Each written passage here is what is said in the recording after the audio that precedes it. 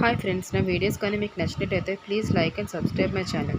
ఈరోజు నిండు నూరేళ్ల సావాసం సీరియల్లోని అమరేంద్ర భాగ్యతో చెప్తాడు, మనం ఇంకొక గంటలో బయటికి వెళ్ళిపోతున్నాం హైదరాబాద్కి అని చెప్పి. అందరూ కలిపి రెడీ అయ్యండి అని చెప్పి పిల్లలు అమరేంద్ర అందరూ బ్యాగ్స్ అన్నీ ప్యాక్ చేసుకొని కార్ దగ్గర వెయిట్ చేస్తూ ఉంటారు. లాన్లోని మనోహరి అటు ఇటుగా తిరుగుతూ ఉంటుంది. తను టెన్షన్లో తిరుగుతూ ఉంటుంది. ఆ మనోహరి దగ్గరికి బాగి వచ్చి అంటే అంది, నేను అప్పుడు కొడైకెనాల్ వచ్చినప్పుడు నువ్వు నన్ను చూసావు కదూ, నేను ఎవరింటికి రావాలో నీకు తెలుసు కదా, ఆరు ఒక్క ఇంటికి అని చెప్పి అంటుంది. తనకి అర్థం కాకుండా చూస్తుంది. నాకు తెలిసిపోయింది మనోహరి, నేను రావాల్సిన ఆరు ఒక్క ఇల్లు ఇదే అని చెప్పి అని. అవును అన్నట్టుగా చూస్తుంది మనోహరి.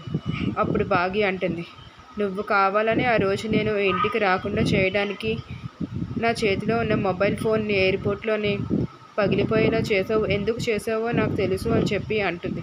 నీ లోపల దాగున్న ముసుగు వేసుకున్న హంతకురాలు నేను బయటికి తీసుకొచ్చే టైము నాకు వచ్చింది. ఇప్పుడు నేను అందరి ముందు బయట పెడతాను, నువ్వు ఎలాంటి దానివో, ఆరు ఒక్క నువ్వే చంపావని చెప్పి మనోహర్ని భయపెడుతుంది.